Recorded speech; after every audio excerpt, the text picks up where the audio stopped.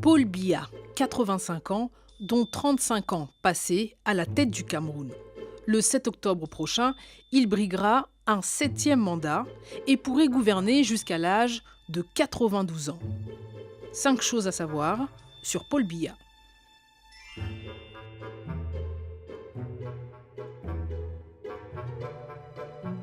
Paul Barthélemy Biya Mimvondo est passé par le séminaire avant de faire de la politique. Dans les années 60, il a étudié en France, au lycée Louis-le-Grand, à la Sorbonne et à Sciences Po Paris, où il a obtenu une licence en droit public. À son retour au Cameroun, Paul Biya travaille à la présidence en tant que chargé de mission dans le gouvernement du président Amadou Ahidjo. Après avoir été nommé Premier ministre, il devient président en 1982 à la suite de la démission d'Ahidjo. Bonjour à tous.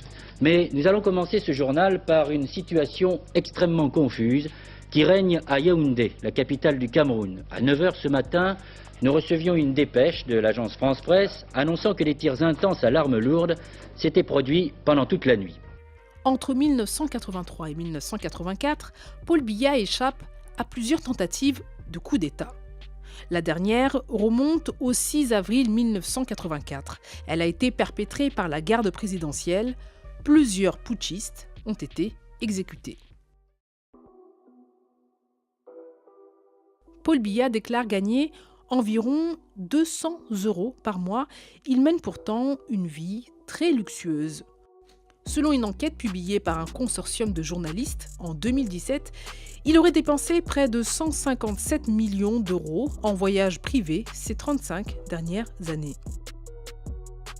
Paul Biya apprécie cet hôtel 5 étoiles de Genève en Suisse, dans lequel il séjourne régulièrement avec son épouse Chantal et une cour pouvant compter jusqu'à 50 personnes.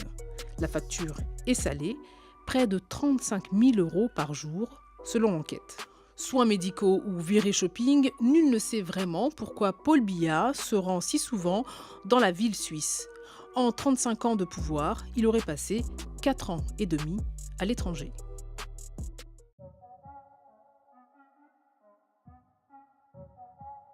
« 75% des Camerounais ont moins de 25 ans. Ils n'ont donc connu que Paul Biya comme président. Depuis 1982, à chaque élection, Paul Biya se représente et l'emporte, malgré les accusations de fraude portées par l'opposition. En 2008, il a fait modifier la Constitution qui limite à 2 les mandats présidentiels. Paul Biya, malgré ses 85 ans, a donc tout son temps.